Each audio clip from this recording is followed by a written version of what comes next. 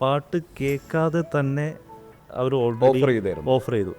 പാട്ട് കേട്ടതിന് ശേഷം അവര് അതായത് നമ്മൾ ചോദിക്കുന്നതിന് മുമ്പേ എവിടെയും പറഞ്ഞിട്ട് എക്സ്ക്ലൂസീവ് ഫോർ മീര നായർ.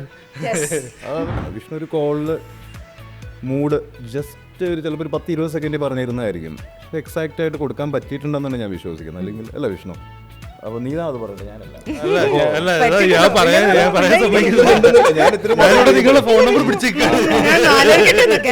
ഭരതൻ പോലുള്ള പടങ്ങളും അങ്ങനെയുള്ള സിനിമകൾ വന്നിട്ട് മലയാള സിനിമയുടെ സംഗീതം മാറ്റിക്കൊണ്ടിരിക്കുന്ന സമയമായിരുന്നു. ഒരു 10 years, 10 അല്ല, ഓൾമോസ്റ്റ് ഒരു 2017-18 ഒരു പുതിയ സൗണ്ട് ഇങ്ങനെ വന്നുകൊണ്ടിരിക്കുന്ന സമയത്ത് എങ്ങനെ ധൈര്യപ്പെട്ടു ഞാൻ തന്നെ ചിന്തിച്ചിട്ടുണ്ട്. ഒരു ഫാക്ട് ഉണ്ടോ, ഗൂഗിൾ സുരേഷിന് ഈ പടത്തിൽ കാണുമ്പോൾ നമുക്ക് പഴയ സുരേഷ് ഏട്ടനെ AI ചെയ്ത് വെച്ച പോലെ ഉണ്ടാവും. നമ്മള് സുമതി വളവിലേക്ക് കൊണ്ടുപോയാളെ, ഒറിജിനൽ സുമതി വളവ് ഞങ്ങൾ ഒരുമിച്ച് രാത്രി അർജുനുണ്ട് വേറൊരു ഫംഗ്ഷന് പോയതാ. ആ വഴി ചെന്തിനെയും സുമതി വളവിലേക്ക് ഭയങ്കര പേടിയാ സിനിമ ഇറങ്ങിയിട്ട് ആ എക്സ്പീരിയൻസ് എസ്പെഷ്യലി മലയാള സിനിമ ഭയങ്കരമായിട്ട് ശ്രദ്ധിക്കുന്നതും എന്തെങ്കിലും ഒരു കുറവുണ്ടെങ്കിൽ ആ കുറവ് മാത്രം ഹൈലൈറ്റ് ചെയ്ത് പലപ്പോഴും പറയുന്ന ഒരുപാട് ആൾക്കാരുണ്ട് നമ്മുടെ ചുറ്റും, ഇപ്പോൾ പ്രത്യേകിച്ചും. അപ്പോൾ ആ ഒരു സമയത്ത് നമുക്ക് അതിനെല്ലാം മറികടന്ന് നമ്മളിവിടെ ഉണ്ട്, അല്ലെങ്കിൽ ഞാനിവിടെ വന്നു, ഇതൊക്കെയാണ് എൻ്റെ സംഗീതം, നിങ്ങൾ സ്വീകരിച്ച സന്തോഷം എന്നുള്ള രീതിയിൽ നമ്മളത് പ്രസൻറ്റ് ചെയ്തു.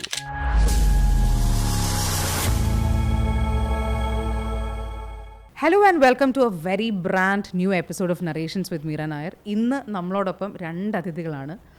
സുമതി വളവ് എന്ന പുതിയ സിനിമയുടെ വിശേഷങ്ങളുമായി ഡയറക്ടർ വിഷ്ണു ശശിശങ്കറും അതിൻ്റെ മ്യൂസിക് കമ്പോസർ രഞ്ജൻ രാജുവാണ്. Vishnu and Ranjan, welcome to narrations with Meera Nair. Thank you so much for turning up. Because ഈ ഒരു ഷോർട്ട് നോട്ടീസിലാണ് നമ്മളിത് പ്രിപ്പയർ ചെയ്തതും ഞാൻ മെസ്സേജ് അയക്കുന്നതും ഷടപടയും നമുക്കെല്ലാം ഇവിടം വരെ എത്തി നിൽക്കുന്നത്. Thank you so much for turning up both of you. ഇത്രയും ഒരു ടൈറ്റ് സ്കെഡ്യൂളിനിടയിൽ സുമതി വളവിൻ്റെ വിശേഷങ്ങൾ എവിടം വരെയൊക്കെ എത്തി നിൽക്കുന്നു? ഇപ്പോൾ അതിൻ്റെ പോസ്റ്റ് പ്രൊഡക്ഷൻ സോളിഡായിട്ട് പോയിക്കൊണ്ടിരിക്കുന്നു അറ്റ് പ്രസൻറ്റ്. അപ്പോൾ രഞ്ജൻ്റെ RR വർക്ക് പോകുന്നു, എല്ലാം ടേബിളിൽ എത്തിയിട്ടുണ്ട്. ഇനിയിപ്പോൾ അത് ഇറക്കാനുള്ള ഇതിൽ നിൽക്കുകയാണ്. അതെ, ശരിക്കും വിഷ്ണുവിൻ്റെ 2ാമത്തെ സിനിമയാണ് സുമതി വളവ്. അതെ, ആദ്യത്തെ മാളികപ്പുറമായിരുന്നു. എല്ലാവരും എനിക്ക് തോന്നുന്നു ഒരു പ്രായഭേദമന്യേ വളരെയധികം കേരളക്കരയിൽ എല്ലാവരും ഇതിനെ സ്വീകരിച്ച് വളരെ സെലിബ്രേറ്റ് ചെയ്യപ്പെട്ട ഒരു സിനിമയായിരുന്നു മാളികപ്പുറം എന്ന് എനിക്ക് അക്ഷരം തെറ്റുകൂടാതെ തീർച്ചയായിട്ടും പറ്റുന്ന ഒരു സിനിമ തന്നെയാണ്. അത് ശരിക്കും അങ്ങോട്ടേക്ക് എത്താൻ ആ ഒരു കഥ ആ ഒരു സമയത്ത് എനിക്ക് നമ്മളൊരു പണ്ട് ഈ ഒരു ഭക്തിസാന്ദ്രമായിട്ടുള്ള സംഭവം കുറേയേറെ നമ്മൾ സീരിയൽ ഭാഗങ്ങളിലാണ് നമ്മൾ കണ്ടിട്ടുള്ളത്. ഇതിലോട്ട് ശരിക്കും ഒരു സിനിമയായിട്ട് ഈ ഒരു കഥ എടുക്കാം എന്ന് എന്തൊരു ഫാക്ടറാണ് ശരിക്കും ഇൻസ്പയർ ചെയ്തിട്ടുണ്ടായിരുന്നത്? കഥ തന്നെയാണ് എൻ്റെ മെയിൻ റീസൺ. കാരണം എനിക്ക് മാളികപ്പുറം എന്നുള്ള കഥ കേൾക്കുമ്പോൾ എനിക്ക് ഭക്തിയുടെ ഒരു എലമെൻ്റ് ഉണ്ടെങ്കിലും അതൊരു ഒരിക്കലും ഒരു ഭക്തിയുടെ പടം ആയിട്ട് എനിക്ക് ഫീൽ ചെയ്തിട്ടില്ല. അഭിലാഷേട്ടൻ ഈ കഥ എന്നോട് പറയുമ്പോൾ എന്നെ അതിൽ ഇൻട്രസ്റ്റ് ആക്കിയേക്കുന്ന അതിലുള്ള ഫാൻറ്റസിയും പിന്നെ അതിലുള്ള അദ്ദേഹം കൊണ്ടുവന്ന ഒരു ഫാൻറ്റസിയിൽ കൊണ്ടുവന്ന അതിനൊരു ലോജിക്കൽ എക്സ്പ്ലനേഷൻ കൊടുത്തതും ആണ് എന്നെ വളരെ ഹുക്ക് ചെയ്യിച്ചത്. അപ്പോൾ അതുകൊണ്ട് തന്നെ ഈ പടം 2 ഓഡിയൻസിനും വാച്ചബിളാണ്. ഐ മീൻ ലൈക്ക് ഇപ്പോൾ നിങ്ങളൊരു വിശ്വാസിയാണെങ്കിൽ ഒരു വിശ്വാസിക്കും ഈ പടം എൻജോയ് ചെയ്യാൻ പറ്റും, നിങ്ങൾക്ക് വിശ്വാസിയല്ല ലോജിക്കാണ് താല്പര്യം അവർക്കും. So that what I believe is അത് തന്നെയാണ് ഈ പടത്തിൻ്റെ ഏറ്റവും ബ്രില്യൻസ് ആയിട്ട് നിൽക്കുന്നൊരു കാര്യം നിൽക്കുന്നു. പിന്നെ ഫാമിലി ഓഡിയൻസിനെ, അതായത് ഇപ്പോഴത്തുള്ള ഒരു ഫിലിം എസ്തറ്റിക്കലായിട്ടുള്ള ആൾക്കാർ നോക്കുന്ന സിനിഫൈലായിട്ടാണ് ഇപ്പോൾ ജനറേഷൻ വന്നുകൊണ്ടിരിക്കുന്നത്. അപ്പോൾ അങ്ങനത്തെ ഉള്ള ഓഡിയൻസ് അല്ലാതെ ഈ മറന്നുപോയ ഫോർഗട്ടൺ ഓഡിയൻസിനെ തിരിച്ച് കൊണ്ടുവരാനായിട്ടുള്ളൊരു ശ്രമമാണ് മാളികപ്പുറത്തിലൂടെ കൊണ്ടുവന്നത്. അപ്പോൾ നോക്കുമ്പോൾ ശരിയാണ്, അങ്ങനത്തെ ഒരു ഓഡിയൻസ്, അതായത് വയസ്സായ സ്ത്രീകൾ ഉൾപ്പെടെയുള്ളവർ ഈ പറഞ്ഞ പോലെ സഹായത്തോടുകൂടി തിയേറ്ററിൽ വന്നത്. അതായത് 10-20 വർഷം മുമ്പ് മക്കളെ ഞാൻ തിയേറ്ററിൽ പോയി പിന്നീട് കാണാൻ മാളികപ്പുറമാണ് എന്നൊക്കെ പറയുമ്പോൾ നമുക്ക് ഭയങ്കര സന്തോഷം. അപ്പോൾ അങ്ങനത്തെ ഒരു ഓഡിയൻസിനെ നമ്മൾ എന്തുകൊണ്ട് മറക്കണം? അപ്പോൾ അതുകൊണ്ട് തന്നെ എനിക്കും തോന്നി വൈ നോട്ട് ഇങ്ങനത്തെ ഒരു സിനിമ ചെയ്തു. പക്ഷേ ശരിക്കും ഇത് കഥ കേൾക്കുമ്പോൾ അഭിലാഷുമായിട്ട് സംസാരിക്കുമ്പോഴൊക്കെ ഈ ഒരു ഹ്യൂമങ്കസ് റെസ്പോൺസിനപ്പുറം വേറെ എന്തെങ്കിലും നമ്മൾ എക്സ്പെക്റ്റ് ചെയ്തിരുന്നോ? അല്ലെങ്കിൽ നല്ലൊരു സിനിമ ഞാൻ എൻ്റെ വീട്ടുകാരായിട്ട് കാണുമ്പോൾ സമാധാനമായിട്ട് ഇരുന്ന് കണ്ട് എല്ലാവർക്കും നല്ലൊരു അഭിപ്രായത്തോടു കൂടി വരിക, എല്ലാവർക്കും ഹാപ്പി ആയിട്ട് കാണാൻ പറ്റുന്നൊരു സിനിമയാവണം. അതിൻ്റെ കഥയിൽ ഗംഭീരമായിട്ട് തന്നെ ഉണ്ടായിരുന്നു. നമ്മൾ മേക്ക് ചെയ്ത് കൊളാക്കിയില്ല എന്നുള്ള വിശ്വാസമുണ്ട്. അതെ, അത് എനിക്ക് തോന്നുന്നു ഓൾമോസ്റ്റ് എല്ലാവരുടെ റിവ്യൂ കാണുമ്പോഴും അതെ അതെ അതെ അഭിപ്രായങ്ങൾ കേൾക്കുമ്പോഴും അത് തന്നെയാണ് മനസ്സിലാവുന്നത്. അതെ അതെ, അത് കാണുമ്പോൾ തന്നെ അതുകൊണ്ട് തന്നെ ഫാമിലി ഓഡിയൻസിന് വേണ്ടിയിട്ടൊരു സിനിമ എന്ന് തന്നെ നമുക്ക് നേരത്തെ മൈൻഡിലുണ്ടായിരുന്നു അത് ചെയ്യുന്ന സമയത്ത്. എനിക്ക് തോന്നുന്നു ഇപ്പോൾ ഒരു സിനിമയിലോട്ട് ഇത്രയും വലിയൊരു ഫീൽഡിലോട്ട് നമ്മൾ കാലെടുത്ത് വെക്കും, പൊതുവെ എല്ലാവരും ഒരു റെഫറൻസ് അല്ലെങ്കിൽ ഒരു ഗൈഡ് ബുക്ക് വേണം, ഒരു വ്യക്തി ആസ് എ പേഴ്സൺ നമ്മൾ എല്ലാവരും കാലെടുത്ത് വെക്കുമ്പോൾ ആഗ്രഹിക്കുന്ന ഒരു തന്നെ ആയിരിക്കും ഭൂരിപക്ഷം പേര്. അതിൽ വിഷ്ണുവിന് ശരിക്കും ഒരു ബ്ലസ്ഡ് ഒരു ഇതെന്ന് പറഞ്ഞു കഴിഞ്ഞാൽ വീട്ടിൽ തന്നെ ഉണ്ട് എന്നുള്ളതാണ്. അച്ഛൻ എന്ന് പറയുന്നത് ഒരു വ്യക്തി, ലെജൻഡറി ഡയറക്ടർ ശശിശങ്കർ എന്ന് പറയുന്നത് നമുക്ക് വെറുതെ നാരായം അല്ലെങ്കിൽ കുഞ്ഞിക്കൂനൻ, മിസ്റ്റർ ബട്ടിൽ പോലുള്ള സിനിമകൾ കണ്ടാൽ മാത്രം മതി ഇദ്ദേഹത്തിൻ്റെ ഈ ഡയറക്ടറിൻ്റെ ഒരു വ്യക്തി എന്താണ് മനസ്സിലാക്കാൻ. അപ്പോൾ ശരിക്കും അച്ഛൻ്റെ ഒരു ഇൻഫ്ലുവൻസ് അല്ലെങ്കിൽ ഈ സിനിമയിലോട്ട് എൻ്റെയും കരിയർ ഞാൻ ഇതാണെന്ന് തീരുമാനിക്കുമ്പോൾ എന്തെങ്കിലും ഒരു പേഴ്സണാലിറ്റി വൈസ് അല്ലെങ്കിൽ ഒരു ഡയറക്ടർ ബിഹേവിയറൽ വൈസ് എന്തെങ്കിലും അച്ഛൻ്റെ സൈഡിൽ നിന്ന് ഇൻകൾക്കേറ്റ് ചെയ്യാൻ ശ്രമിച്ചിട്ടുണ്ടോ? അല്ലെങ്കിൽ ഇന്നതാണ് അച്ഛൻ്റെ ചില കാര്യങ്ങൾ എനിക്ക് ചോദിച്ചാൽ അച്ഛൻ്റെ ഇപ്പോൾ ഈ ഒരു ലെഗസി ക്യാരി ചെയ്യണമല്ലോ. അപ്പോൾ എനിക്ക് ഈ അച്ഛൻ ചെയ്തേക്കുന്ന കൂടുതലും ദിലീപ് ചിത്രങ്ങളാണ്. അപ്പോൾ ഒരു ദിലീപ് ചിത്രം കാണുമ്പോൾ നമുക്ക് കിട്ടുന്ന പലതരം ഡ്രൈവ് ഉണ്ട്. ഐ മീൻ ഗോൾഡൻ ടൈമിലുണ്ടായിരുന്ന ദിലീപ് ചിത്രം ഞാൻ ഏറ്റവും കൂടുതൽ റിപ്പീറ്റഡ് ആയിട്ട് കാണുന്നതും ഈ സിനിമകളൊക്കെ തന്നെയാണ്. അതെന്താണ് ഇപ്പം ഇല്ലാത്തതെന്ന് പലപ്പോഴും നമ്മൾ ചോദിക്കാറുണ്ട്. അപ്പോൾ ഐ മീൻ ഇപ്പോഴത്തെ ആരെയും മോശമായിട്ട് ഞാൻ പറഞ്ഞതല്ല, അങ്ങനത്തെ ഒരു ഫ്ലേവർ ഉണ്ടായിരുന്നല്ലോ നമ്മുടെ സിനിമകൾക്ക്, അതെവിടെ പോയി എന്നുള്ളൊരു. അപ്പോൾ നമ്മൾ കഴിയുന്ന രീതിയിൽ അങ്ങനത്തെ പാറ്റേൺ ഓഫ് മൂവീസ് ഒന്ന് കൊണ്ടുവരാം എന്നുള്ള വിചാരിച്ചു. എനിക്ക് തോന്നുന്നത് അതുമാത്രമാണ് ഞാനിപ്പോൾ അച്ഛൻ്റെ അടുത്ത് നിന്ന് അഡാപ്റ്റ് ചെയ്തേക്കുന്നത്. പിന്നെ ഒരു ഫിലിം മേക്കിംഗ് ഇന്നത്തെ ആൾക്കാരുടെ ഒരു എസ്തറ്റിക്കൽ ഇത് എങ്ങനെയാണെന്ന് അറിയാൻ വേണ്ടിയിട്ട് പഠിക്കുകയും ചെയ്തു. ഞാനൊരു MSc വിഷ്വൽ കമ്മ്യൂണിക്കേഷനൊക്കെ ചെയ്ത് തമിഴിൽ 1-2 സിനിമകളിലൊക്കെ വർക്ക് ചെയ്ത് വിവേക് ഹർഷൻ എന്ന് പറഞ്ഞ എഡിറ്ററിൻ്റെ ഒപ്പം അസിസ്റ്റൻ്റ് ആയിട്ടൊക്കെ വർക്ക് ചെയ്തിട്ടാണ് ഞാൻ ഇവിടേക്ക് വന്നത്. ഇവിടെ വന്നിട്ട് നമ്മുടെ പത്മകുമാർ സാറിൻ്റെ ഒപ്പം വർക്ക് ചെയ്യാനൊക്കെ ആയിട്ടൊക്കെ പറ്റി. അപ്പോൾ എല്ലാ ഹോംവർക്ക്സും കഴിഞ്ഞിട്ടാണ് ഇതിലേക്ക് വന്നത്. അപ്പോൾ സ്ട്രോങ് ആയിട്ട് ബിലീവ് ചെയ്തേക്കുന്നത് നമ്മൾ പറഞ്ഞ പോലെ ഒരു ഓഡിയൻസ് ഉണ്ട്. അപ്പോൾ അവർക്ക് വേണ്ടിയുള്ള എൻ്റെ ഈ സെക്കൻഡ് സിനിമ ചെയ്യുമ്പോഴും എന്നെ ഏറ്റവും വലിയ ചലഞ്ച് എന്ന് പറഞ്ഞാൽ എൻ്റെ അടുത്ത പടത്തിന് ഇതേ ഓഡിയൻസ് എക്സ്പെക്റ്റ് ചെയ്യുന്നുണ്ട്. ഇവൻ ഇങ്ങനത്തെ ഒരു സിനിമയാണ്, അവരെ ആരും നിരാശപ്പെടുത്തരുത് എന്നുള്ളൊരിതുണ്ട്. അപ്പോൾ that's how we come up with ആദ്യം ദൈവം, പിന്നെ പ്രേതം. പ്രേതത്തിലോട്ട് നമുക്ക് വരാം, അത് ഞാൻ പക്ഷെ എൻ്റെ നാൾ കൂടെ അച്ഛൻ്റെ അടുത്ത് ഈ ഒരു സിനിമാ മോഹം ഉള്ളിൽ കിടക്കുന്ന കാലം മുതൽ അല്ലെങ്കിൽ അച്ഛനുമായിട്ട് ഡിസ്കസ് ചെയ്യോ ഇപ്പം ഏതെങ്കിലും ഒരു സിനിമയെ പറ്റിയിട്ടോ? ഞാൻ അച്ഛനോട് കുറേ കഥകൾ ചെറുപ്പത്തിൽ ഉള്ള സമയത്ത് ഡിസ്കസ് ചെയ്യായിരുന്നു. പിന്നീട് അച്ഛൻ സിനിമ കാണുന്ന ആളായതുകൊണ്ട് പറയാറുണ്ട്, ഇതാ നീ അത് ആ കഥ എന്നോട് പറയരുത്, അത് ഞാൻ ഓൾറെഡി കണ്ടു. പിന്നെ എനിക്ക് മനസ്സിലായി ഞാൻ കുറച്ചുകൂടിയും സ്ക്രീൻ പ്ലേസ് അഡാപ്റ്റ് ചെയ്യുന്നതായിരിക്കും ബെറ്റർ വേറൊരാളുടെ. പക്ഷേ എനിക്ക് സെലക്ഷൻസ് എങ്ങനെ ഒരു സ്ക്രീൻ പ്ലേ സെലക്ട് ചെയ്യണം എന്നുള്ളത് എനിക്ക് പറഞ്ഞു തന്നത് അച്ഛനാണ്. അതായത് ഒരു കഥ കേൾക്കുമ്പോൾ നമ്മളെ ത്രസിപ്പിക്കണം, നമുക്ക് അതിൽ ഒരു കോൺഫിഡൻറ്റ് തോന്നണം. അപ്പോൾ അങ്ങനെ ഒരു ഹുക്ക് എലമെൻ്റ് ഉണ്ടോ സാധനമുണ്ടോ. അപ്പോൾ എൻ്റെ അഭിലാഷ് ചേട്ടൻ തന്നെ നമ്മളോട് തന്നെ ഒരു 100 കഥകൾ പറയാറുണ്ട്. അതിൽ ത്രസിപ്പിക്കുന്ന കുറച്ച് കഥകൾ നമ്മൾ സെലക്ട് ചെയ്തിട്ടുണ്ട്.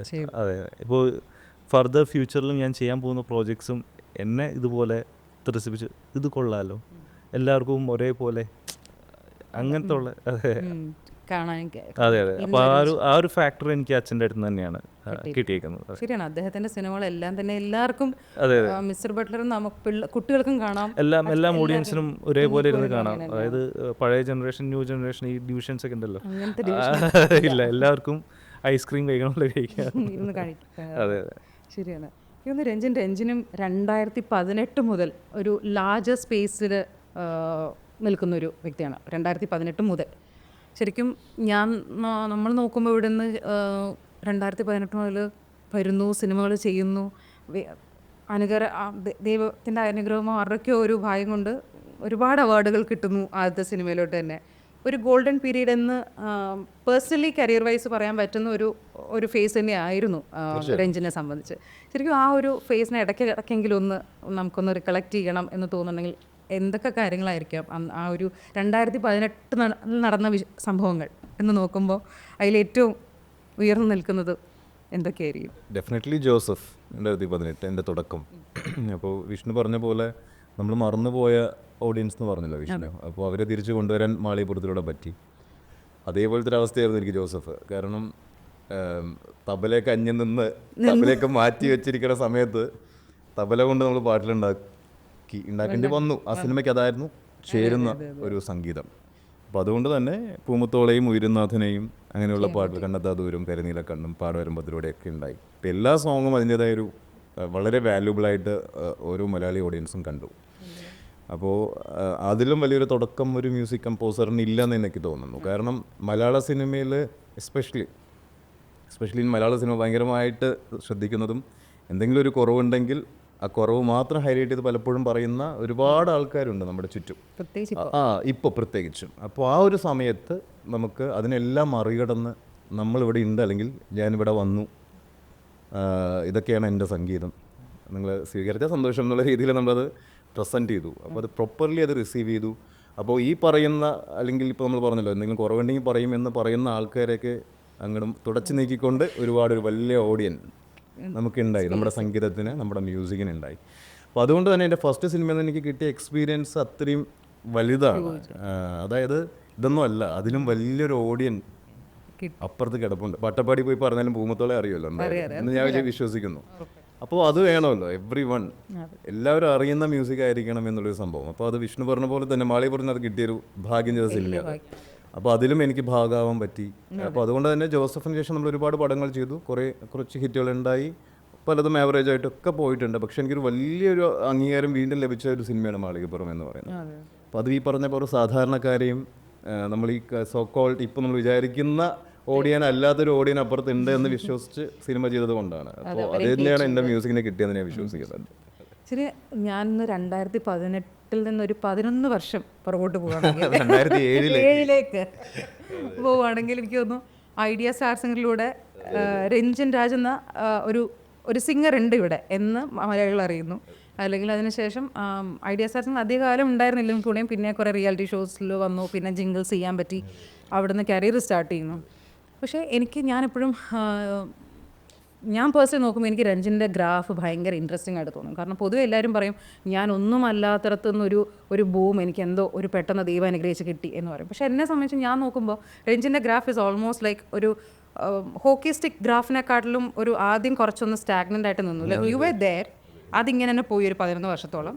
എന്നിട്ട് അവിടുന്ന് വരുന്നത് ഒരു ബൂമിനപ്പുറത്തും ഉള്ളൊരു വേർഷനായിരുന്നു. ആ ഗ്രാഫിൻ്റെ ഒരു പോക്കേ വേറെ തരത്തിൽ തന്നെ പോയി. വല്ലാത്തൊരു എക്സ്പൊണൻഷ്യൽ ഗ്രാഫായിരുന്നു എന്ന് ഞാനതിങ്ങനെ നമുക്ക് നോക്കുമ്പോൾ അതിൻ്റെ നമ്മൾ പഠിക്കുമ്പോൾ നമുക്ക് മനസ്സിലാവും. പക്ഷേ ആ ഒരു 11 ഇയേഴ്സ് 2007 മുതൽ നമ്മൾ 18 വരെ നോക്കിക്കഴിഞ്ഞാൽ ഈ പറയുന്ന ഒരു സോഷ്യൽ മീഡിയ തരംഗം അല്ലെങ്കിൽ എമർജൻസ് ബൂമും കഴിഞ്ഞപ്പോൾ ഒരു അഗ്രഷൻ ഫേസിൽ നിൽക്കുകയാണല്ലോ നമ്മളിപ്പോൾ. അങ്ങനെ വളരെ അഗ്രസീവായിട്ട് യൂസ് ചെയ്തുകൊണ്ടിരിക്കുന്നൊരു ഫേസാണ്. അതൊന്നും ഇല്ലാണ്ട് വളരെ ശാന്തസുന്ദരമായിട്ട് നിൽക്കാൻ പറ്റിയൊരു ഡിക്കേഡായിരുന്നു ആ ഒരു സമയം എന്ന് പറയുന്നത്. ഒരു ലേണിംഗ് എക്സ്പീരിയൻസ് തന്നെയായിരുന്നില്ല ഒരു 11 വർഷം. അതെ, ഈ ബൂം എന്ന് പറയുന്നത് എനിക്കൊന്ന് ആൾക്കാർ കണ്ട ഗ്രാഫാണത്. പക്ഷെ എനിക്കത് ആക്ച്വലി കുറച്ച് ഇങ്ങനെ തന്നെ പോയിക്കൊണ്ട് എനിക്ക് കാണാം പോകുന്നത്. അതായത് എഫേർട്ട് ഇട്ടുകൊണ്ടേ ഇരുന്നിട്ടുണ്ട്. എൻ്റെ ഒരു അടിസ്ഥാനപരമായിട്ടുള്ള ഒരു ആഗ്രഹമായിരുന്നു മ്യൂസിക് ഡയറക്ടർ ആവണം എന്നുള്ള, മ്യൂസിക് കമ്പോസർ ആവണം എന്നുള്ള കാര്യം. ഈവൻ 2007 പാട്ട് പാടുമ്പോഴും എൻ്റെ സുഹൃത്തുക്കൾക്കും ഈവൻ എന്നെ അന്ന് അവിടെ ജഡ്ജ് ചെയ്തിരുന്ന ജഡ്ജസിനൊക്കെ അറിയുന്ന ഒരു കാര്യമാണ് എൻ്റെ ആഗ്രഹം മ്യൂസിക് കമ്പോസർ ആവണം എന്നുള്ളത്. അതെ, ഡാൻസിങ്. അപ്പോൾ എൻ്റെ വീട്ടിലെല്ലാവരും, എൻ്റെ അമ്മയും ഒക്കെ എന്നെ പഠിപ്പിച്ചത് കർണാടക സംഗീതമാണ്. ഞാൻ കർണാടിക് മ്യൂസിക് വോക്കലിസ്റ്റായിട്ട് തന്നെയാണ് എൻ്റെ ചൈൽഡ്ഹുഡും ഒക്കെ. ഞാൻ ഹാർമോണിയം പ്ലേ ചെയ്യും, ആ സമയത്ത് കീബോർഡ്സ് പ്ലേ ചെയ്യും എന്നല്ലാതെ എൻ്റെ മെയിൻ കാര്യങ്ങൾ എൻ്റെ വോക്കൽ കൊണ്ടുണ്ടാക്കുന്ന സംഗീതം തന്നെയായിരുന്നു എൻ്റെ ചൈൽഡ്ഹുഡിൽ ഞാൻ ഏറ്റവും കൂടുതൽ ചെയ്തിട്ടുള്ള കാര്യം. അപ്പോൾ അതുകൊണ്ട് തന്നെ ഗായകനും ആയിരിക്കുമെന്നറിയാം, പക്ഷേ ഗായകൻ മാത്രമല്ല എന്ന് 100% അറിയാമായിരുന്നു. ഡെഫിനറ്റ്ലി അറിയാമായിരുന്നു പറഞ്ഞാൽ ആഗ്രഹിച്ചിട്ടുണ്ടായിരുന്നു. അത് സംഭവിക്കില്ല എന്നുള്ള കാര്യം എനിക്ക് യാതൊരു വ്യക്തതയില്ല. ഈ പറഞ്ഞ പോലെ നമുക്ക് ആരിലൂടെ എങ്ങനെ അവിടേക്ക് എത്തുന്നു യാതൊരു ഐഡിയ, ബ്ലാങ്ക് ആണ്. പക്ഷേ എന്തോ ഒരു അദൃശ്യ ശക്തിയിൽ വിശ്വസിക്കുന്ന പോലെ സംഭവിക്കുന്ന എൻ്റെ മൈൻഡിൽ പലപ്പോഴും അറിയാം. പക്ഷെ അത് എങ്ങനെയുള്ള യാതൊരു പിടുത്തില്ല. അപ്പോൾ അതുകൊണ്ട് തന്നെ ഞാൻ ചെറിയ ആഡുകളും കാര്യങ്ങളും ഒക്കെ നമ്മൾ അങ്ങോട്ട് വിളിച്ച് ചോദിച്ചിട്ടും, ആഡ്സ് ചെയ്യുന്ന ആൾക്കാരെ അങ്ങോട്ട് വിളിച്ച് ചോദിച്ചിട്ടും, അവസരങ്ങൾ ചോദിച്ചിട്ടും, ചാനലുകളിലൊക്കെ അങ്ങോട്ട് കയറി പോയിട്ട് ഞാൻ ആഡുകൾ ചെയ്ത ഒരു ആഡ് കൊണ്ട് മെയിൻ സ്ട്രീം ചാനൽസിൽ കയറി കേൾപ്പിച്ചു കൊടുക്കും. എനിക്ക് അവിടെ ആരെങ്കിലും പരിചയമുണ്ടെങ്കിൽ അവരിലൂടെ ഞാൻ പ്രൊമോ ഹെഡിലേക്കോ മറ്റെങ്ങനെയെങ്കിലും എത്തി അവർക്ക് ഞാൻ അതുകൊണ്ട് ഹെഡ്ഫോൺസ് വെച്ച് കേൾപ്പിച്ചു കൊടുക്കും. പല സിനിമാക്കാരെയും ഞാൻ ഫ്ലാറ്റുകളിൽ പോയി മീറ്റ് ചെയ്ത് ബാൽക്കണിയിലൊക്കെ കൊണ്ട് ഹെഡ്ഫോൺസ് ഒക്കെ വെച്ച് പാട്ട് കേൾപ്പിച്ചു കൊടുക്കും. ഞാൻ ചെയ്ത ചെറിയ ചെറിയ ആഡാണെങ്കിലും. അപ്പോൾ അങ്ങനെ ഒരു ഗ്രാഫായിരുന്നു. അപ്പോൾ അവരിലൂടെ ഒരു പ്രൊഡക്റ്റും കൂടെ കിട്ടും. അപ്പോൾ ഒരു ആഡ് കിട്ടുമ്പോൾ എനിക്കതൊരു ബാഹുബലിയാണ്. ആണല്ലോ. അതെ. അപ്പോൾ ഞാനത് അത്രയും നമുക്ക് ഈ പറഞ്ഞത് ചെയ്യാൻ അവർ തരുന്ന ഒരു ഫിനാൻഷ്യൽ സപ്പോർട്ടിനേക്കാൾ ഉപരി കൂടുതൽ എങ്ങനെയൊക്കെ അത് വർക്കൗട്ട് ചെയ്യാമെന്ന് ഞാൻ ചിന്തിക്കും. വലിയ വലിയ ടെക്നീഷ്യൻസിൻ്റെ അടുത്തേക്ക് ഞാൻ അതിലൂടെ എത്തും. അങ്ങനെയുള്ളൊരു ഗ്രാഫായിരുന്നു. അപ്പോൾ എനിക്ക് തോന്നുന്നു ഞാൻ മോർ ദാൻ ഒരുപാട് ആഡുകൾ ഞാൻ ചെയ്തിട്ടുണ്ട്. 800+ ഒക്കെ ഞാൻ ചെയ്തിട്ടുണ്ട്. 1000 അടുത്ത് ഞാൻ ചെയ്തിട്ടുണ്ടാവും ചെറിയ ചെറിയ ആഡിൻ്റെ കാൽക്കുലേഷൻ. ഇപ്പോഴും ചെയ്യുന്നുണ്ട്. അപ്പോൾ അങ്ങനെ ചാനലുകൾക്കൊക്കെ വേണ്ടി സീനും ഫോൺ നമ്പർ കൊടുക്കണേ. ഇതാണ് എപ്പോഴെങ്കിലും വിളിക്കാം. ഞാനിത് പറഞ്ഞതിന്റെ ഉദ്ദേശം മനസ്സിലായല്ലോ എന്നൊക്കെ. നിങ്ങൾ അതുണ്ടല്ലോ പരിപാടി. നമ്മൾ ഇപ്പോഴും മാർക്കറ്റിലില്ല. എന്തായാലും വിളിക്കണം. എനിക്ക് ഭയങ്കര ഇഷ്ടമുള്ളൊരു പരിപാടിയാണ്. കാരണം അത് ചെയ്ത് തുടങ്ങിയ ഒരാളെ കൊണ്ടായിരിക്കാം. അങ്ങനെയാണ് എൻ്റെ ഒരു മ്യൂസിക് പ്രൊഡക്ഷൻ്റെ തുടക്കം. അപ്പോൾ അതുകൊണ്ട് തന്നെ അത് ഭയങ്കര ഇഷ്ടമുള്ളൊരു പരിപാടിയാണ് എക്സിക്യൂട്ട് ചെയ്യാൻ. അവിടെ നിന്നാണ് നേരെ ജോസഫിലോട്ട് വരുന്നത്. ജോസഫ് ശരിക്കും ഒരു സ്റ്റാൻഡ് ഔട്ട് ചെയ്യപ്പെട്ടു എന്ന് തന്നെ പറയാം. Ranjan Raj as individually as A music composer ഒരു ടാഗ് തന്നെ തന്നു. അത് ഹെൽപ്പ് ചെയ്തു നന്നായിട്ടെന്ന് നമുക്ക് പറയാൻ പറ്റും. അങ്ങനെ സാറുമായിട്ട് പത്മർ സാറുമായിട്ട് വരുന്നതും ആ ഒരു കൊളാബറേഷൻ വരുന്നതും ഒക്കെ ശരിക്കും എങ്ങനെയാണ്? എൻ്റെ ഒരു എൻ്റെയും പപ്പേട്ടിൻ്റെയും കോമൺ ഫ്രണ്ടായിട്ടുള്ളൊരു വ്യക്തി, അദ്ദേഹം എന്നെ ബിനോജ് എന്നെ ഇൻട്രൊഡ്യൂസ് ചെയ്തു പപ്പേട്ടിനെ. അപ്പോൾ അതിന് മുന്നേ തന്നെ പപ്പേട്ടിനോട് പലപ്പോഴും വിളിച്ച ചാൻസ് ചോദിച്ചിട്ടുണ്ട്. എല്ലാ ഡയറക്ടേഴ്സിനെയും വിളിക്കാറുണ്ടായിരുന്ന പോലെ. പക്ഷെ പപ്പേട്ടൻ മൈൻഡാക്കിയിട്ടില്ല. പക്ഷേ പുള്ളിയും കൂടെ സജസ്റ്റ് ചെയ്തപ്പോൾ എനിക്ക് പപ്പേട്ടൻ വർക്ക് കൊണ്ട് കേൾപ്പിക്കാനുള്ളൊരു സ്പേസ് തന്നു. അപ്പോൾ ഞാൻ കൊണ്ട് കാണിച്ചു കൊടുത്തു. ഈ പറഞ്ഞ ചാനൽസിനൊക്കെ വേണ്ടി ചെയ്ത പല ജോണേഴ്സ് ഉണ്ടായിരുന്നു. അപ്പോൾ എല്ലാം കാണിച്ചു കൊടുത്തപ്പോൾ പപ്പേട്ടൻ അത് ഭയങ്കര ഇഷ്ടപ്പെട്ടു. അങ്ങനെ പെട്ടെന്ന് 2 പാട്ട് ചെയ്യണം എന്ന് പറഞ്ഞ് വിളിച്ചതാണ്. ഉയരുന്നാഥനയുടെ സ്പേസും പിന്നെ കണ്ണത്ത ദൂരം. ഈ 2 സ്പേസ് ആ പടത്തിൽ ഉണ്ടായിരുന്നല്ലോ ആദ്യത്തെ വെർഷനിൽ. പിന്നെ അതിനുശേഷമാണ് അത് 5 പാട്ടായിട്ട് മാറിയത്. അതെ. അത്ര ഇതില് അവിടെ നിന്നാണ് ഈ പറയുന്നത്. ഡെഫിനറ്റ്ലി ജോയി ചേട്ടൻ്റെ ഒരു വലിയൊരു ഈ പപ്പേട്ടനായിട്ടുള്ള കൊളാബറേഷൻ പോലെ തന്നെ എടുത്ത് പറയേണ്ട ഒന്നാണ് ജോയി ചേട്ടൻ. കാരണം ജോയി ചേട്ടൻ മ്യൂസിക്കിന്റെ പ്രാന്തനാണ്. ആസ്വദിക്കുന്ന കേട്ടാലും ചുമ്മാ സിനിമയിൽ പാടുന്നത് കേട്ടാലും നമുക്ക് ആസ്വദിച്ചാ ചെയ്യുന്നത്. അയ്യോ, ജോയി ചേട്ടൻ അഡ്മയർ ചെയ്ത് പോവും. അത് ഭയങ്കര ആവേശം എന്ന് പറയില്ല ഒരു പാട്ടിന് വേണ്ടിയിട്ട്. പുള്ളി ആഗ്രഹിക്കുന്ന ചില പാട്ടുകളുണ്ട്. പുള്ളിക്ക് ഇഷ്ടമുള്ള കുറേ ഒരു പ്ലേലിസ്റ്റ് ഉണ്ട്. അപ്പോൾ പുള്ളിക്ക് ആ ജോണറിനോട് ഭയങ്കര താല്പര്യമുണ്ട്. അപ്പോൾ ആ ജോണർ എൻ്റെ തലയിലേക്ക് ഇൻജക്റ്റ് ചെയ്തിട്ടുണ്ട് ഇൻഡയറക്റ്റ്ലി. അതും കൂടെ ഉണ്ട് ജോസഫിൽ പല പാട്ടിലും ഉണ്ടാവാനുള്ള കാരണം. അപ്പോൾ അത് പുള്ളി എക്സൈറ്റഡ് ആകുമ്പോൾ എനിക്കും ചെയ്യാൻ ആവേശമായി. ഇത് കൊള്ളാം, ഈ ജോണർ കൊള്ളാം, ഈ ഒരു സ്റ്റൈൽ ചെയ്യാൻ കൊള്ളാം. അപ്പോൾ അല്ലെങ്കിൽ ആ സമയത്ത് ഞാൻ പറയട്ടെ, ഇപ്പോൾ വരത്തൻ പോലുള്ള പടങ്ങളും അങ്ങനെയുള്ള സിനിമകൾ വന്നിട്ട് മലയാള സിനിമയുടെ സംഗീതം മാറ്റിക്കൊണ്ടിരിക്കുന്ന സമയമായിരുന്നു.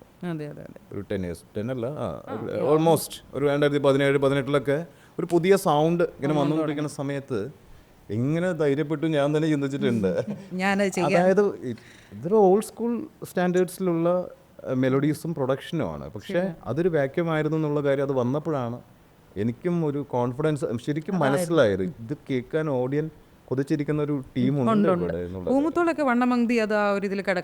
പിന്നെ ഈ സൗണ്ടിങ്ങിനെക്കാട്ടിലൊക്കെ ഉപരി സൗണ്ടിങ് ഡെഫിനറ്റ്ലി ഈ സൗണ്ട് ഇതിൻ്റെതായ സൗണ്ടിങ് ആണ്. സൗണ്ടിങ്ങിനെക്കാട്ടിലും ഉപരി സോൾ കൺവേ ചെയ്ത് തന്നെ എവറിത്തിങ് ഓക്കെ ആണെന്നുള്ള കാര്യം എനിക്ക് എൻ്റെ ഫസ്റ്റ് പടത്തിൽ കൂടെ തന്നെ മനസ്സിലായി എന്നുള്ളൊരു സത്യമാണ്.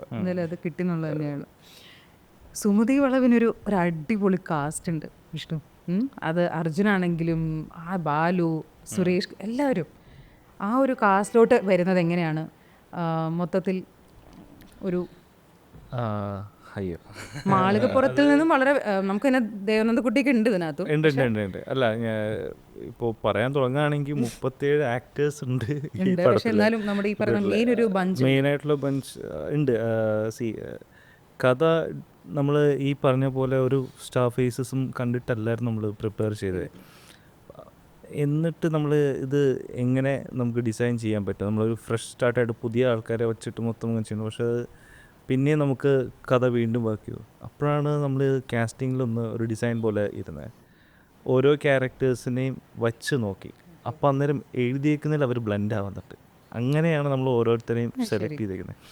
ഇപ്പോൾ സിദ്ധാർത്ഥ് ഭരതൻ, ഐ മീൻ എല്ലാ ആക്ടേഴ്സും did a very fantastic job. പക്ഷേ ഈ സിദ്ധാർത്ഥ് ഭരതൻ ഇതിനിടെ ചെയ്യാത്തൊരു പരിപാടി, കാരണം ആ ഒരു ഓപ്ഷനിൽ ഒരാളും എനിക്ക് തോന്നുന്നില്ല സിദ്ധാർത്ഥ് ഭരതനോട് ആലോചിക്കുന്നുള്ളൂ. എനിക്കും ആറാറിന് വേണ്ടി ഇരുന്ന സമയത്ത് കണ്ടുപോയപ്പോൾ പെട്ടെന്ന് ഹുക്കായത്. അപ്പോൾ അത് പുള്ളി അങ്ങനത്തെ ആള് വെച്ചിട്ടില്ലല്ലോ. പക്ഷേ നമുക്കതാണ് അവിടെ ഒരു ഡ്രൈവ് തന്നെ. പക്ഷെ നമ്മൾ ആ ഫേസിൻ്റെ മൈൻഡിൽ വെച്ച് ഒന്ന് നോക്കിയപ്പോൾ പുള്ളി അങ്ങനെ പുൾ ഔട്ട് ചെയ്താൽ അടിപൊളിയായിരിക്കും. അപ്പോൾ ഇങ്ങനെ ഓരോ ക്യാരക്ടേഴ്സിനെയും ഓരോ ആക്ടേഴ്സിനെയും വെച്ച് തന്നെയാണ് ഇതിനും ഒരു ഡിസൈൻ കൊടുത്തേക്കുന്നത്. അതിപ്പോൾ മാളികപ്പുറം ഇപ്പോൾ നമ്മൾ ഉണ്ണിക്ക് മുമ്പ് പല ആക്ടേഴ്സിൻ്റെയും അടുത്ത് നമ്മൾ പോയി. പക്ഷേ ഉണ്ണി വന്നപ്പോൾ കിട്ടിയേക്കുന്ന ഒരു കംപ്ലീഷൻ ഉണ്ടല്ലോ, എക്സൽ. ഇതേ ഓറ തന്നെയാണ് നമുക്കിപ്പോൾ വന്നേക്കുന്ന ഈ 37 ആക്ടേഴ്സും. അതെ, ഈ പടത്തിന് ഗോകുൽ സുരേഷാണോ ഉള്ളത്. ഗോകുലും ഞാൻ അതാ പറഞ്ഞേ, ഒരു ഫാക്റ്റ് ഉണ്ടോ, ഗോകുൽ സുരേഷിന് ഈ പടത്തിൽ കാണുമ്പോൾ നമുക്ക് പഴയ സുരേഷ് ഏട്ടനെ AI ചെയ്ത് വെച്ച പോലെ ഉണ്ടാവും. അയ്യോ, നമ്മൾ ഓരോ ഷോട്ട് കഴിയുമ്പോൾ ഇത് സുരേഷ് ഗോപിയുടെ ചെറുപ്പം പോലെ ഇല്ലേ, ഭയങ്കര. ഇനിയിപ്പോൾ അതാണ് ടെൻഷൻ. ഇനിയിപ്പോൾ ആൾക്കാർ പറയും ഇവന്മാരും മറ്റേ അല്ലേ. ഫൺസ് അബൌട്ട് ഈ 37 ആക്ടേഴ്സും ദേ ഡിഡ് ബ്രില്യൻ ജോബ്. അതെ, ചെറിയ, അതായത് അവരവരുടെ പാട്ട് മനോഹരമായിട്ട്. കാരണം ചോദിക്കാൻ കാര്യം തന്നെ വെച്ചാൽ നിങ്ങൾ ആദ്യം ഇറക്കിയിരിക്കുന്ന ഫസ്റ്റ് ലുക്ക് പോസ്റ്റർ എന്നും പറഞ്ഞ് ഇറക്കിയിരിക്കുന്ന എല്ലാവരും നോക്കുന്ന ഒരു പോസ്റ്റർ ഉണ്ടല്ലോ, ആ ഫുൾ ബോയ്സ് ടീം, അത് അവിടുന്ന് തന്നെ ഭയങ്കര ഒരു ഇൻട്രസ്റ്റിംഗ് എലമെന്റ് ആയിട്ട് തന്നെ ഇതൊരു മഞ്ഞുമേൽ ബോയ്സിന്റെ പോലത്തെ ഒരു ഫൺ സാധനമാണോ എന്നൊക്കെ ഉള്ളത് എന്നുള്ളതാണ്. അതിനൊരു കഥയുണ്ട് നമ്മൾ അങ്ങനത്തെ ഒരു പോസ്റ്റർ ഇടാനായിട്ട്. കാരണം നമ്മൾ സുമതി വളവിൻ്റെ initial first look, I mean initial title launch, ഇങ്ങനത്തെ ഉള്ള പരിപാടിയും കാര്യങ്ങളെല്ലാം കൊടുത്തപ്പോൾ ആൾക്കാർ ഭയങ്കര സീരിയസ് ആയിട്ടുള്ളൊരു ഹൊറർ ഫിലിമാണ്. ഞാൻ as I said before, audience, എനിക്ക് വിശ്വാസമുള്ള കുറച്ച് സെക്ഷൻ ഓഫ് ഓഡിയൻസ് ഉണ്ടെന്ന് പറഞ്ഞില്ലേ, ഇവരും ഇവൻ ആദ്യത്തെ പടം കഴിഞ്ഞിട്ട് പിന്നെ ഇങ്ങനത്തെ പരിപാടി പിടിച്ച് നല്ലതല്ല. അപ്പോൾ ഞാൻ പറഞ്ഞു അല്ലല്ല, നിങ്ങൾക്കുള്ള പരിപാടിയുണ്ട്, എല്ലാവർക്കും ഉള്ളവരുണ്ട്. അതായത് ഫോർഗോട്ടൺ ഓഡിയൻസിനും ഇന്നത്തെ ആൾക്കാർക്കും ഫോർ എവ്രി വൺ, അങ്ങനെ എല്ലാവർക്കും പറ്റിയൊരു ഹൊറർ ചിത്രം, ഹൊറർ കോമഡി ആയിട്ടുള്ള ഫിലിമാണ്. അതെ അതെ. ശരിക്കും രഞ്ജിൻ എങ്ങനെ സുമതി വളവിലോട്ട് വന്നു എന്ന് ഞാൻ ചോദിക്കില്ല, മാളികപ്പുറമായിരിക്കും അതിൻ്റെ ഉത്തരം. പക്ഷെ എന്നാലും working for the almost like same crew, എങ്ങനെ ഉണ്ടായിരുന്നു, അതൊരു ഹോം ലൈക്ക് ഫീലിംഗ് ആയിരുന്നു? നമ്മൾ സുമതി വളവിലേക്ക് കൊണ്ടുപോയാളെ, ഒറിജിനൽ സുമതി വളവ് ഞങ്ങൾ ഒരുമിച്ച് കൊണ്ടുപോയോ? രാത്രി ശരിക്കും പോയല്ലേ? രാത്രി ട്രിവാൻഡ്രത്ത് വേറൊരു ഫംഗ്ഷന് പോയതാ, ആ വഴി രഞ്ജനെയും സുമതി വളവിലേക്ക് പോയിട്ട് ഭയങ്കര പേടിയാ. സിനിമ ഇറങ്ങിയിട്ട് ആ എക്സ്പീരിയൻസ് ഞാൻ വെറുതെ പറയുന്നല്ല, ഞാൻ സിനിമ ഇതാവാൻ വേണ്ടി ഞാൻ തള്ളുന്നില്ല. പക്ഷെ ഞങ്ങൾ ഇത് റിയൽ ആയിട്ട് തള്ളും ആഫ്റ്റർ ഇറങ്ങിയിട്ട്. അത് സത്യമായിട്ടുള്ള കാര്യമുണ്ടോ, ഞങ്ങൾക്ക് വളരെ കീട്ടിലും എക്സ്പീരിയൻസ് ഉണ്ടായി എന്നുള്ളതാണ്. അത് റെക്കോർഡിക്കലി കാണിച്ചു തരാം. പടം ഇറങ്ങിട്ട് ഇതാണ് ഞാൻ ഇതിനകത്ത് ഉദ്ദേശിച്ചത്. ആണല്ലേ ദൈവം, ദാറ്റ്സ് സംതിങ്. ഇങ്ങനെ നമുക്കിങ്ങനെ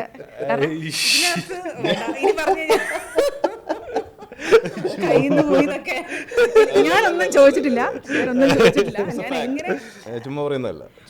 ശരിക്കും അങ്ങനെ തോന്നൂല്ലേ? അത് സത്യം അല്ല. അവിടെ നമ്മളിപ്പോ ഒരു, ഞാനതിനെ ഫുള്ളി ഞാൻ പറയുന്നില്ല, കാരണം നമ്മുടെ മൈൻഡ് അങ്ങനെ വെച്ചുകൊണ്ട് നമ്മൾ പോകുമ്പോൾ അങ്ങനെ പറയുന്നത് ഞാൻ പറയുമ്പോൾ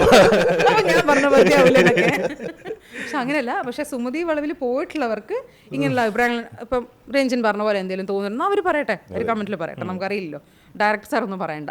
കാരണം ഈ പറഞ്ഞു കണ്ടില്ല, ഇപ്പോൾ ചിലപ്പോൾ രഞ്ജൻ പറഞ്ഞ ഇനി പറയാൻ കഴിയുമ്പോൾ എനിക്ക് റെക്കോർഡിക്കലി ഞാൻ പറയുന്നില്ല, എല്ലാം ചുമ്മാ പറയുന്നല്ല. അപ്പൊ എന്തോന്നുണ്ടെന്നുള്ള സത്യം. ഇനി ഇതിനകത്ത് രഞ്ജനെ സംബന്ധിച്ച് സുമതി വളവിൽ വർക്ക് ചെയ്യാൻ പറ്റുന്ന ഏറ്റവും ഇഷ്ടപ്പെട്ടൊരു ഫാക്ടർ, അല്ലെങ്കിൽ ഇതിനകത്ത് ഏറ്റവും ഇൻട്രസ്റ്റിംഗ് ഒരു ഹുക്ക് കിട്ടുക എന്ന് പറയുന്നൊരു സംഭവം ഉണ്ടല്ലോ, അതിനകത്ത് രഞ്ജനെ സംബന്ധിച്ച് എന്തായിരുന്നു? എനിക്ക് ഇപ്പം മാളികപ്പുറം നമ്മൾ ഒരുമിച്ച് ചെയ്ത സിനിമ, അഭിലാഷും വിഷ്ണുവും ഞാനും.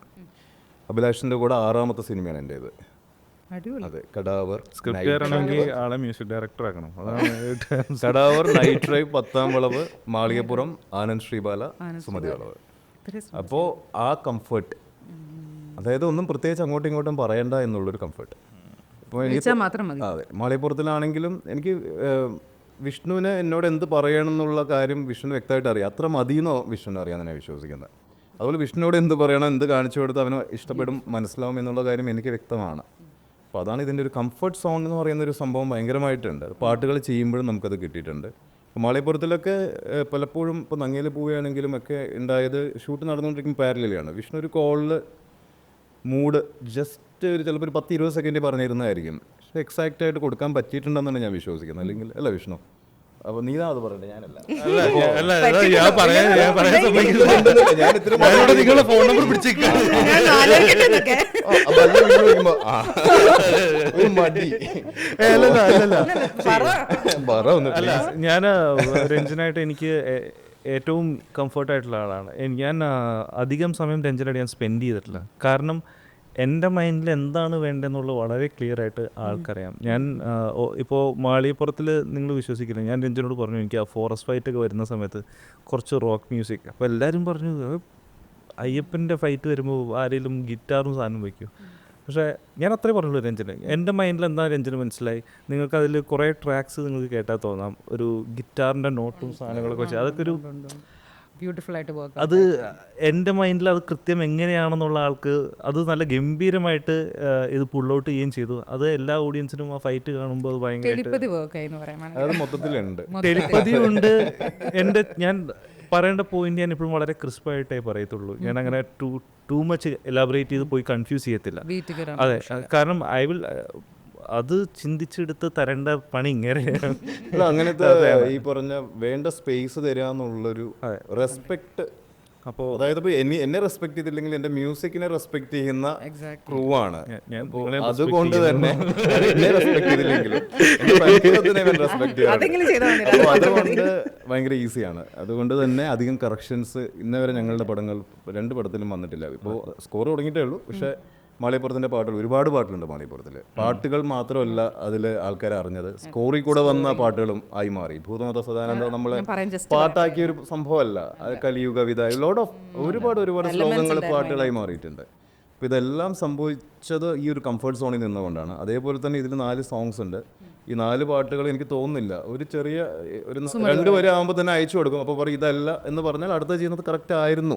വേറെ നമുക്ക് അധികം സമയം കളയേണ്ടി വരാറില്ല. കാരണം ഏകദേശം എനിക്ക് അവരുടെ മൈൻഡ് എപ്പോഴും റീഡ് ചെയ്യാൻ പറ്റാറുണ്ടെന്നുള്ളതാണ് അതിൻ്റെ. കാരണം രഞ്ജൻ പറഞ്ഞപ്പോൾ ഞാൻ ആലോചിക്കുന്നത് നമ്മുടെ ഷോയിൽ തന്നെയാണ് കൈലാസ് വന്നപ്പോൾ പറഞ്ഞത് ഏറ്റവും ഒരു ചലഞ്ച് എവിടെയാണെന്ന് ഞാൻ പൊതുവേ ഞാൻ കൈലാസിനടുത്ത് ചോദിച്ചു. പറഞ്ഞു ഡയറക്ടർ അല്ലെങ്കിൽ നമുക്കിപ്പോൾ ഒരു ജിങ്കിൾസ് വരുമ്പോൾ ആ ഒരു ആഡ് പ്രൊഡ്യൂസർ നമുക്ക് തരുന്ന ഒരു വർക്ക് സ്പേസ് തന്നെയാണ്, ക്രിയേറ്റീവ് സ്പേസ് തരിക എന്ന് പറയുന്നതാണ് ഏറ്റവും വലിയൊരു ഫാക്ടർ എന്ന് പറയുന്നത്. അത് കിട്ടിയാൽ നമുക്ക് ആ വർക്ക് ഇസ് ഡൺ എന്ന് പറയും. എന്നുവെച്ചാൽ നമ്മുടെ സൈഡിൽ നിന്ന് അവർ കറക്റ്റ് അവരുടെ കാര്യം അവർ ക്യൂ തരും, അവിടെ കൊണ്ട് അവരുടെ ഭാഗം കഴിഞ്ഞു. ബാക്കി നമ്മുടെ വർക്ക് ചെയ്യാനുള്ളൊരു ടൈം ആൻഡ് സ്പേസ് തരിക എന്ന് പറയുന്നതാണ് ഏറ്റവും വലിയ കാര്യം എന്ന് പറയും. അത് കിട്ടാതെ പലയിടത്തും വിശ്വസിച്ചാൽ നമുക്ക് അവരെ കബളിപ്പിക്കാൻ പറ്റില്ല. വിശ്വസിക്കുന്ന ആൾക്കാരെ നമ്മൾ എങ്ങനെ ചീറ്റ് ചെയ്യും? അപ്പോൾ അവർ ചീറ്റ് ചെയ്യില്ല എന്ന് ഉറപ്പിച്ചാൽ മതി അപ്പുറത്തെ. അതാണ് കാര്യം. അപ്പോൾ ഈവൻ സത്യസന്ധമായിട്ട് തരുന്ന അവർ വിശ്വസിച്ചാൽ ഓട്ടോമാറ്റിക്കലി എൻ്റെ വർക്ക് സത്യസന്ധമായിട്ട് മാറും. അല്ലെങ്കിൽ ഫേക്ക് ആവും പലതും. അവർക്ക് വേണ്ടി ചെയ്യുമ്പോൾ എങ്ങനെയാണ് ഞാനാവുന്നത്? അത്രേ ഉള്ളൂ കാര്യം.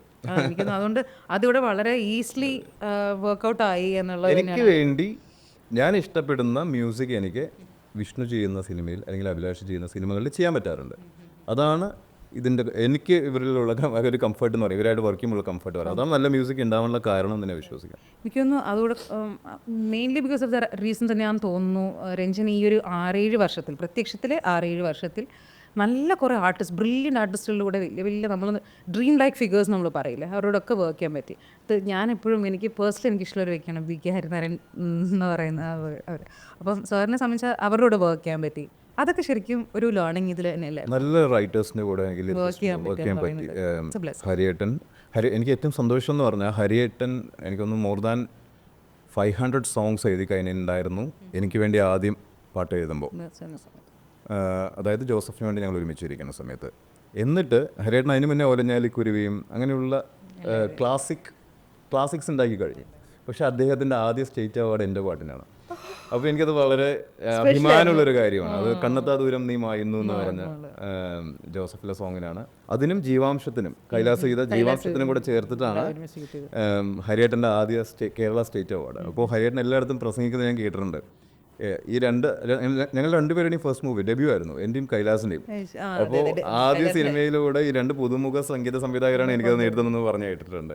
അപ്പോൾ അത് ഞങ്ങൾക്ക് 2 പേർക്കും വളരെ അഭിമാനമുള്ള കാര്യം, എനിക്ക് കൈലാസിനും. അപ്പോൾ അങ്ങനെ ഒരു എക്സ്പീരിയൻസ് ഉണ്ടായി. പിന്നെ ഹരിയേട്ടനൊക്കെ ഏത് പ്രഷറിലും നമുക്ക് വർക്ക് ചെയ്യിപ്പിക്കാം. ഇപ്പോൾ നാളെ പടം റിലീസാണെങ്കിലും ഇന്നൊരു പരിപാടി എഴുതി തീർക്കണമെങ്കിലും ഹരിയേട്ടനെ വിളിക്കുകയാണെങ്കിൽ എനിക്ക് ടെൻഷനില്ല. ഇപ്പോൾ താരകാംബരമേ ഉണ്ടായത് അങ്ങനെയാണ്. സിനിമയുടെ ബാക്ക്ഗ്രൗണ്ട് സ്കോർ മിക്സ് ചെയ്തുകൊണ്ടിരിക്കുകയാണ് തിയേറ്ററിൽ, സപ്തയിൽ. അപ്പോൾ രാജാകൃഷ്ണൻ ചേട്ടനൊക്കെ അവിടെ വർക്ക് ചെയ്തുകൊണ്ടിരിക്കുകയാണ്. അപ്പോൾ ഞാനിവിടെ ഫയൽസ് മാക്സിമം സ്പീഡിൽ അയച്ചുകൊണ്ടിരിക്കുകയാണ്. ആ സമയത്ത് ഹരിനാരായണൻ ചേട്ടൻ വേറൊരു സിനിമയുടെ ഒരു ഡിസ്കഷനായിട്ട് എൻ്റെ സ്റ്റുഡിയോയിലേക്ക് വന്നതാണ്. അപ്പോൾ ഞാൻ ഈ സീക്വൻസ് ഇട്ട് കാണിച്ചു കൊടുക്കുകയാണ്.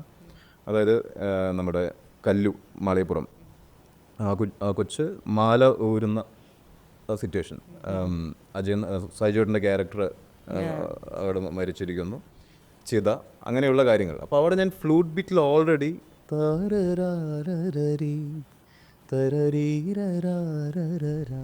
അത് ഞാൻ ഓൾറെഡി ഫ്ലൂട്ടിൽ വായിപ്പിച്ച് എല്ലാം സെറ്റ് ചെയ്തിട്ടിരിക്കുകയാണ്. അപ്പോൾ അത് ഞാൻ ബൗൺസ് ചെയ്യാൻ നിൽക്കുകയാണ് അവിടെ രാജേഷൻ ചേട്ടൻ അയച്ചു കൊടുക്കാൻ. അപ്പോഴാണ് ഹരിയേട്ടൻ പെട്ടെന്ന് എന്നോട് വിളിച്ച്, എടാ അവിടെ ഫ്ലൂട്ട് അല്ലടാ, അവിടെ എന്തോ വരി വന്നാൽ നല്ലതായിരിക്കും, ആ കുട്ടിയുടെ ഇമോഷൻ നമുക്ക് പ്രോപ്പർലി കൺവേ ചെയ്യാൻ പറ്റും എന്ന് ഹരിയേട്ടനാണ് പറയുന്നത്.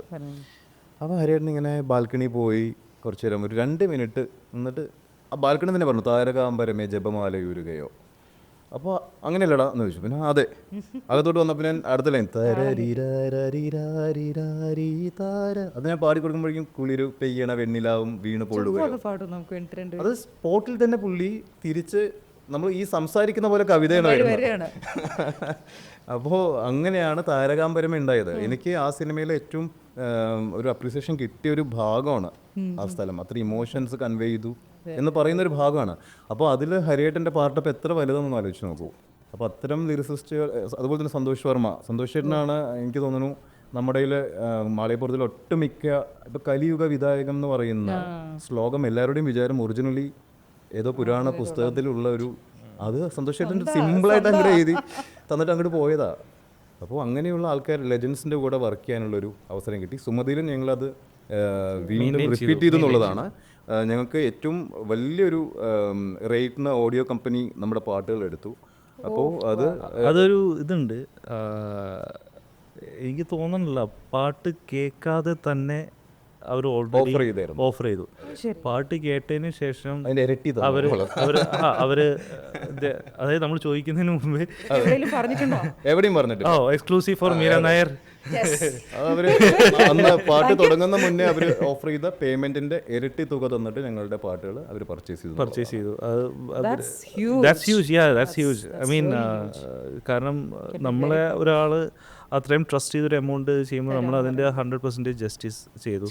And they also impressed. കാരണം ഒരുപാട് ലേയേഴ്സ് ഉണ്ട് നമ്മുടെ ഈ സുമതി വളവിലെ പാട്ട്. ഇങ്ങനെ മാളികപ്പുറത്തിന് പിന്നെയും അത്രയും ലേയേഴ്സ് കുറവാണ്. പക്ഷെ ഇതിൽ ഒരുപാട് ഓരോ ഈവൻ ആയിട്ടുള്ള ഒരു പോക്കാണ് അതിൽ വരുന്ന ഗ്രാഫുകളാണ്. ഇത് അങ്ങനെയല്ല, ഇതിൽ കുറച്ച് എന്റെ കരിയറിനെ കുറിച്ച് അപ്പോഴേ പറഞ്ഞ പോലെ ഇങ്ങനെ കിടക്കുക. പക്ഷെ കറക്റ്റ് ഞാൻ പറഞ്ഞില്ലേ,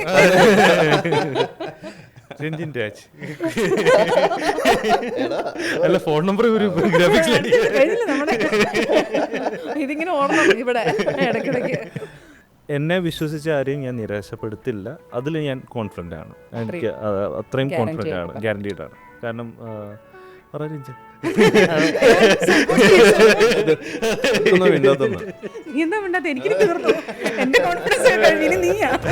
അത്രയും നേരം നിരീശ്വരവാദിയായിരുന്നു ഞാൻ. 2 minutes ഇത് മറ്റു പല പ്രൊമോഷൻസിനും നമ്മൾ വെച്ച കാര്യങ്ങളാണ്.